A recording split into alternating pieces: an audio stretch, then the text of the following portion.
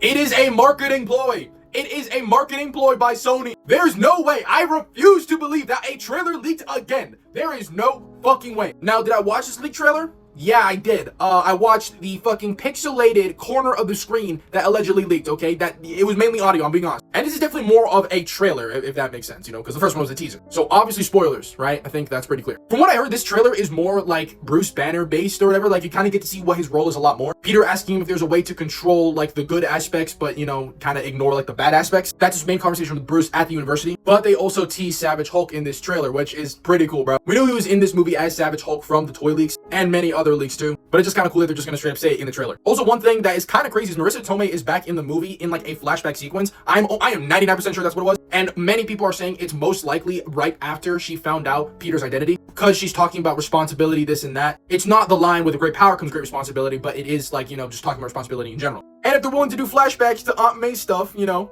just spitballing, we can get some Uncle Ben flashbacks with a young Peter. And hear me out for Uncle Ben.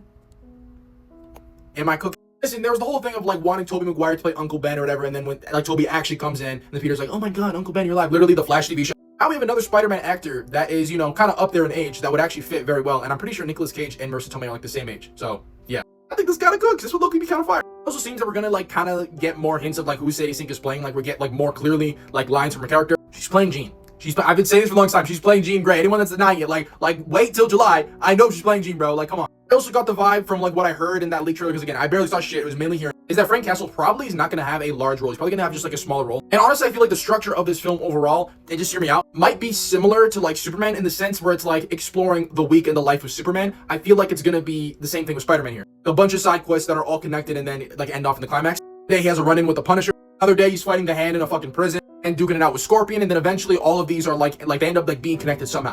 In a very similar structure to how Superman was. To be honest, that low-key kind of works for me. That works really well with Spider-Man. Yeah, with this new trailer leak, I hope the trailer doesn't get delayed even more, which I'm gonna be honest, again, I don't think it will, because Sony, I'm so positive they're the ones leaking these trailers, because again, bro, No Way Home, the fucking Brand New Day teaser, and now the Brand New Day official trailer, bro, come on now.